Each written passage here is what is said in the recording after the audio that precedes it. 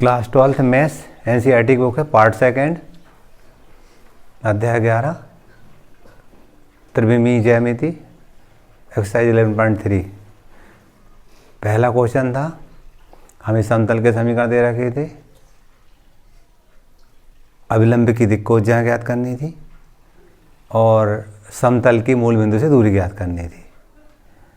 4 सवाल हैं। पहले सवाल में मैं पहले बी वाला करूँगा, बाकी वाले अब भी करूँगा। फिर तो सबसे पहले हम दिए हुए समतल से अभिलंब के दिक् अनुपात निकालते हैं।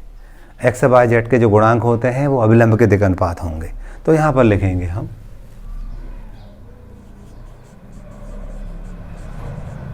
अभिलंब के दिक् अनुपात क्या होंगे, वो 1 1 1, एक्स वाई जेड के गुणांक 1 1 1 है, ठीक है। तथा एक का वर्ग ए का स्क्वायर धन बी का स्क्वायर धन सी का स्क्वायर करने के अंदर होता था, प्रोसेस है, इसकी करने की विधि है, उसको निकाल के हम इसके प्रत्येक पद में भाग देंगे। तो उस भाग देने के बाद हम L X plus M Y plus N Z बराबर डी होता है, इससे तुलना करेंगे हम, तो हमें दिक्कोज्याएं मिलेंगी हमें और समतल की मूल बिंदु से दूरी मिलेगी, ठीक है। तो 1 का वर्ग धन 1 का वर्ग धन 1 का वर्ग, तो ये करनी 3 आएगा। अब क्या करेंगे हम, समीकरण 1 में करनी 3 का भाग देने पर भाग देंगे तो 1 बटे करनी 3 एक्स, 1 बटे करनी 3 वाई, 1 बटे करनी 3 जेड और 1 बटे करनी 3 की तुलना L X plus M Y plus N Z बराबर डी से करने पर। तो एल बराबर 1 बटे करनी 3, एम बराबर 1 बटे करनी 3, एन बराबर 1 बटे करनी 3, और जो समतल की मूल बिंदु से दूरी डी कहलाती है और वो क्या है, वो 1 बटे करनी 3 होगी। यदि वो नेगेटिव होती है तो पॉजिटिव बना कर लिखते हैं, दूरी हमेशा पॉजिटिव होती है। तो हम लिखेंगे ये तो दिक्कोज्याएं हैं कि क्या हो गई हमारी, दिक्कोसाइन हो गई या दिक्कोज्याएं हो गई है। 1 बटे करनी 3, 1 बटे करनी 3, 1 बटे करनी 3, ये अभिलंब की दिक्कोज्याएं हो गई।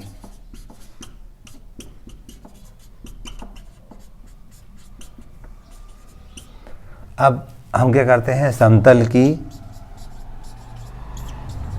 मूल बिंदु से दूरी, डी होती है, और डी कितनी दी है, तुलना करोगे तो 1 बटे करनी 3, ठीक है। इस टाइप से ये बी वाला अपना हो जाता है। पहले पे आते हैं ए वाले पर, हम यहाँ पर लिखेंगे अभिलंब के दिक् अनुपात, अभिलंब के दिक् अनुपात। हम दिक् अनुपात की बात करेंगे तो क्या मिलेगा, 0 0 1। क्यों, एक्स वाई वाले हमारे 0 है ना। अब तथा यहाँ पर हम 0 का स्क्वायर प्लस 0 का स्क्वायर प्लस 1 का स्क्वायर करेंगे तो 1 आएगा। क्या करेंगे, समीकरण 1 में भाग देंगे, इसको समीकरण 1 मान ले रहे हैं, 1 में 1 का भाग देने पर तो क्या मिलेगा, z बराबर 2 ही मिलेगा। इसकी तुलना करेंगे इससे, ये 2 ही मिलेगा, है ना। 0 into X 0 into Y plus 1 into Z बराबर 2, ऐसा है। इसकी तुलना किससे करेंगे, L X plus M Y plus N Z बराबर डी से करेंगे। तो जो एल एम एन है ना हमारे, एल एम एन ये दिक्कोज्याएं होंगी और ये क्या होंगी, 0 0 1 दिक्कोज्याएं होंगी। और दूरी जो होगी, समतल के मूल बिंदु से दूरी जो होगी वो डी थी और वो क्या होगी, 2 होगी। क्लियर। इस टाइप से हमारा ए वाला हो जाता है, ठीक है। आप सी वाला करते हैं तो यहाँ पर लिखेंगे हम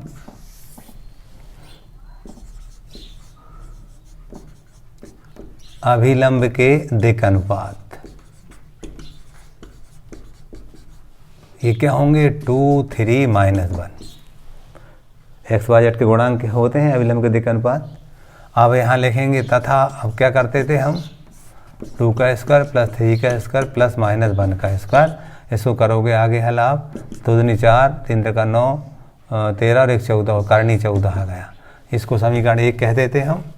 समीकरण 1 में करनी 14 का भाग देने पर, तो 2/14 एक्स धन 3/14 वाई ऋण 1/14 जेड बराबर 5/14। ठीक है, इसकी तुलना कर देंगे किससे, L X plus M Y plus N Z बराबर डी से तुलना करेंगे हम। तो जो दिक्कोजां एल एम एन होगी अभिलंब की, वो क्या हो जाएंगी हमारी, 2/14 3/14 और 1/14 होगी। क्लियर। अब आखिरी वाला भी ऐसे ही करेंगे हम। इसके लिए लिखेंगे हम अभिलंब के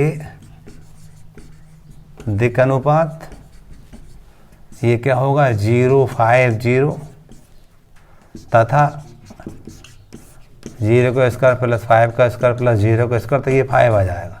क्या करेंगे हम, इसको समीकरण 1 कह दिया, समीकरण 1 में 5 का भाग देने पर, तो ये बाय बचेगा, ये बराबर ऋण 8/5 कर दूँ, मैंने पक्षांतर भी कर दिया, 8 का ऋण 8/5 होगा। इसकी तुलना करेंगे किससे, L X plus M Y plus N Z बराबर डी से तुलना करेंगे। तो जो एल एम एन होगी वो दिक्कोजां होंगी, और वो क्या होंगी 0 ऋण 8/5 और हम कहते हैं 0 1 और क्या कहेंगे 0। ठीक है, वो बाई मिस्टेक उससे ऋण 8/5 लग गया था।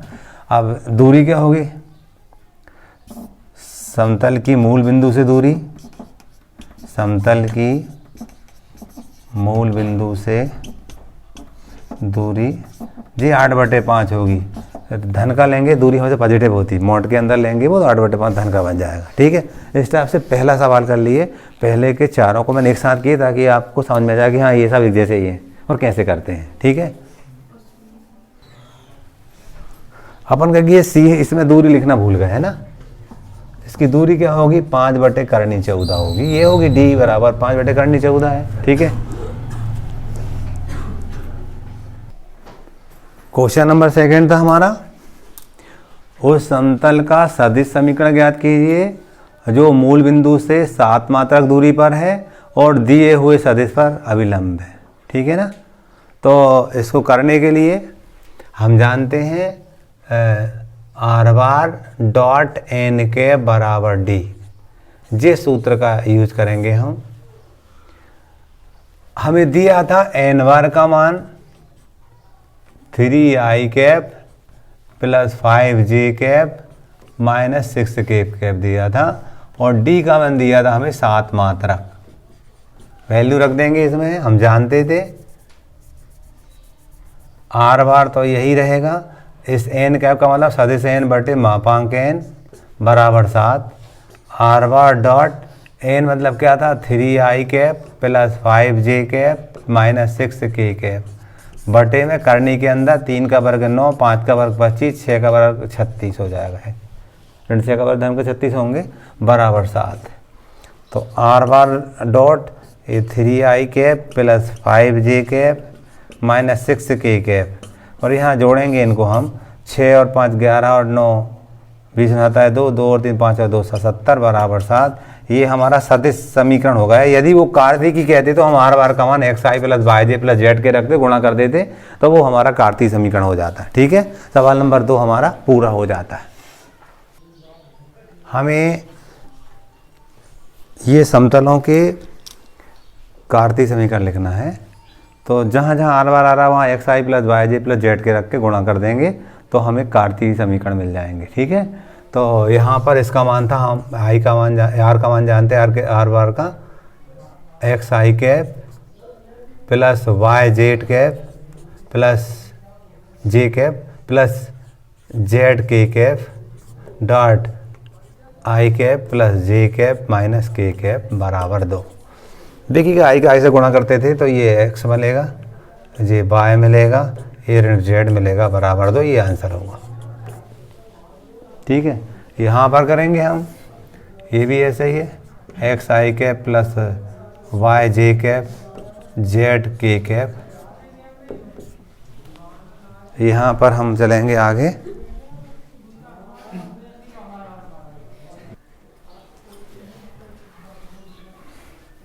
आर का मान रखा x i cap plus y j cap plus z k cap, ये था 2i cap plus 3j cap minus 4k cap बराबर 1। यहाँ गुणा करेंगे हम 2x, ये इसका करेंगे 3y माइनस 4z बराबर 1। ये आंसर हो गया। इजी है। इसी टाइप से इसका करेंगे हम x i cap plus y j cap plus z k cap, यहाँ पर था एस 5 है, ये एस है, s minus 2t i cap plus 3 minus t j cap plus 2s plus t k cap बराबर 15। गुणा करेंगे हम तो एस माइनस 2t एक्स धन 3 माइनस टी बाय धन 2s प्लस टी जेड बराबर 15। और आगे कर सकते हैं, इतना भी सही है। ठीक है, इस प्रकार से सवाल नंबर 3 हमारा पूरा होता है।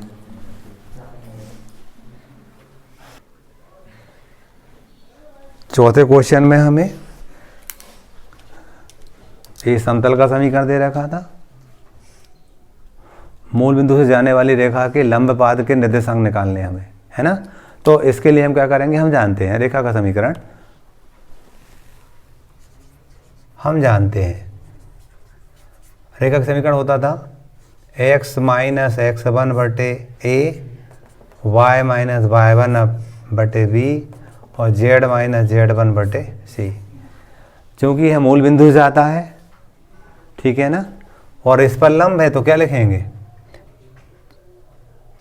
जो अवश्य समीकरण होगा x बटे 2 equal to y upon 3, x minus 0 होता तो 0 ना लिखा मैंने, और z बटे 4 इसके बराबर k हमने माना, तो x बराबर हमें 2k मिलेगा, y बराबर हमें 3k मिलेगा और z बराबर हमें 4k मिलेगा।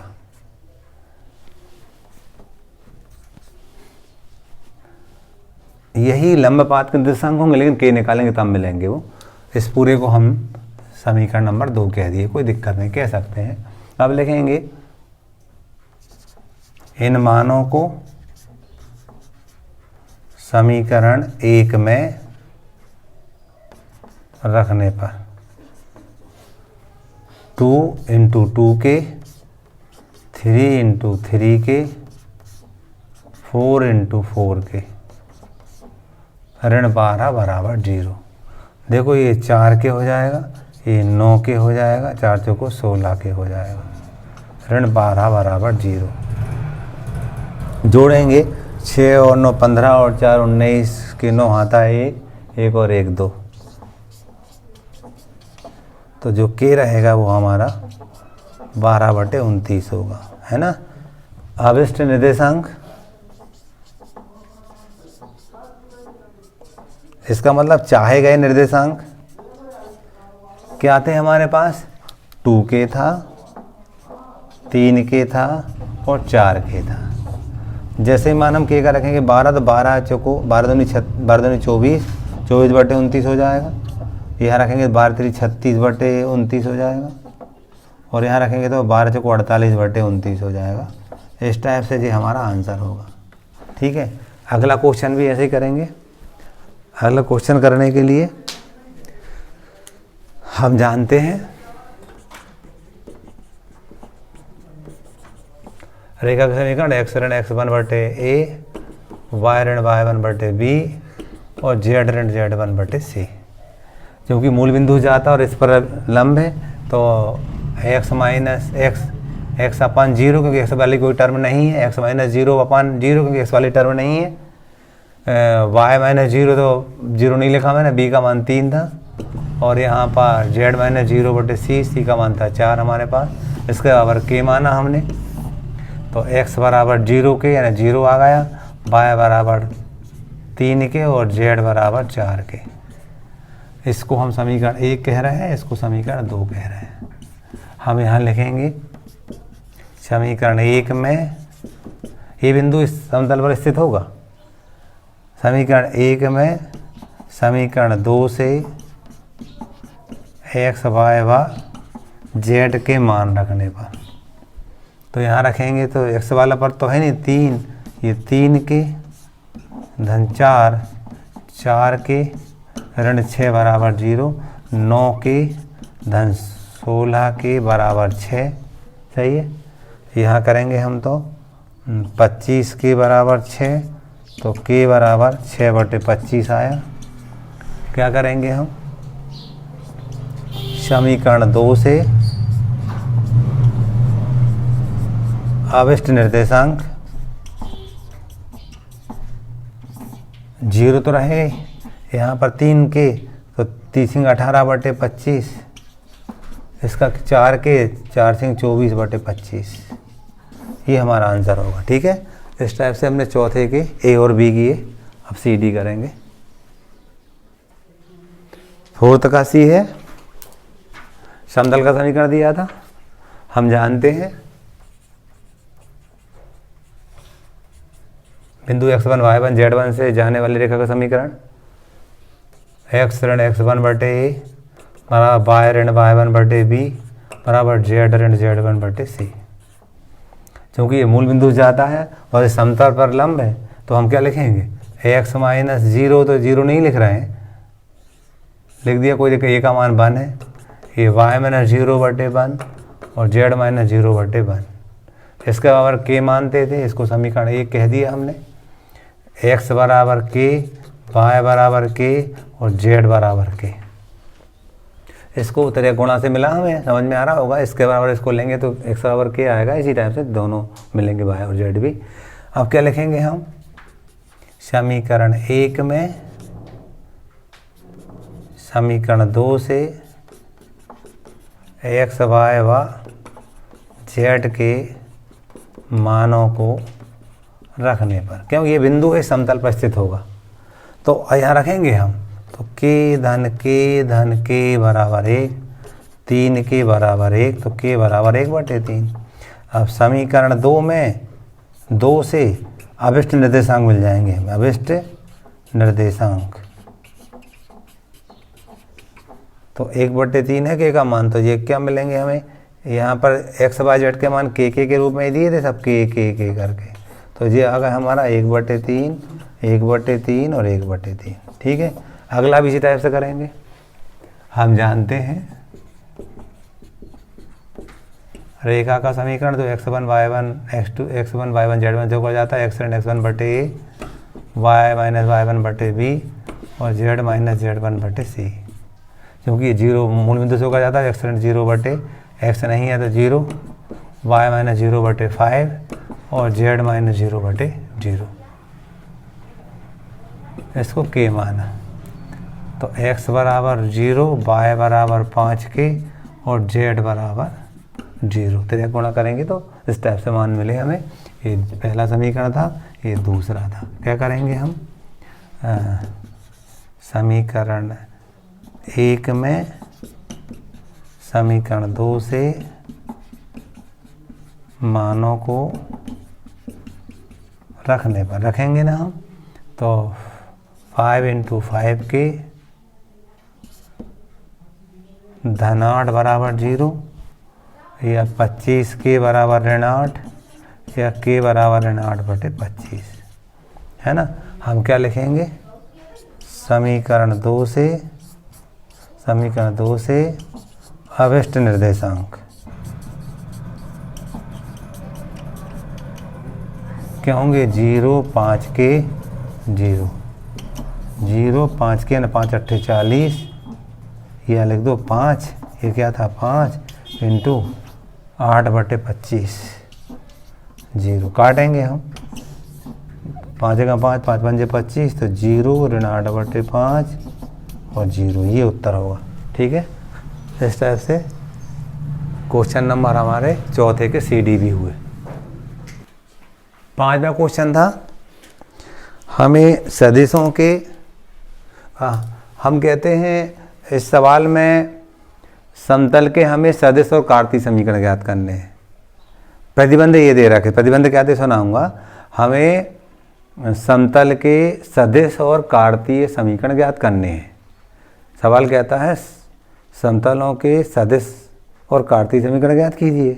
कंडीशन क्या है कि बिंदु, जो समतल होता है बिंदु 1, 0, ऋण 2 से होकर जाता है और ये सदिश पर अभिलंबत है, सदिश के लंबत है। ठीक है, तो सूत्र होता है इसका r बार ऋण a बार डॉट n बार बराबर 0।